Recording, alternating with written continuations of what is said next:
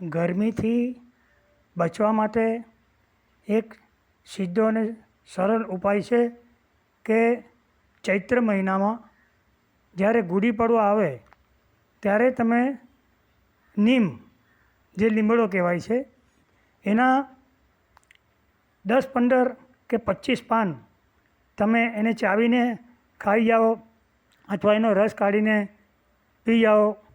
એની સાથે 1-2 કાળી મિર્ચ એટલે કે કાળા મરી એ ચાવી જાઓ અથવા તો એનો પાવડર કરીને એક ચપટી પાવડર એની સાથે ખાઈ જાઓ અને પાણી પી જાઓ. આ વસ્તુ તમને ઉનાળાની ગરમીમાં એટલી બધી રાહત કરશે કે નહીં પૂછો વાત. તો જેને પણ ચામડીના રોગો છે, જેને શરીર પર ચાથા નીકળે છે, ગુમડા નીકળે છે, રસી નીકળે છે, મોં પર મુહાસે, ખીલ, એ બધી વસ્તુ નીકળે છે જેને શરીર પર, તો એ લોકોએ ખાસ આ ઉનાળાની ગરમી શરૂ થતાં પહેલાં આ લીમડાનો ઉપયોગ જરૂર કરવો જોઈએ.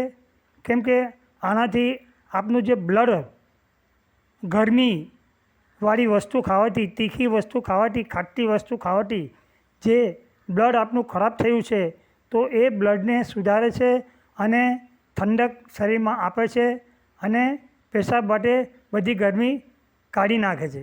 માટે ચૈત્ર મહિનાથી પૂનમ સુધી, ચૈત્રી પૂનમ સુધી આ પ્રયોગ કરી લેવાથી શરીરમાં ઉનાળામાં ઘણી રાહત થાય છે. એને કોઈ પણ રોગ ગરમીના થતા નથી. માટે ખાસ આ ઈલાજ કરી લેવો અને આ ઈલાજ ચાલે ત્યાં સુધી કોઈ પણ ખટાશ, તીખાશ અને ખારી વસ્તુ, નમકવાળી વસ્તુ બંધ કરવાની.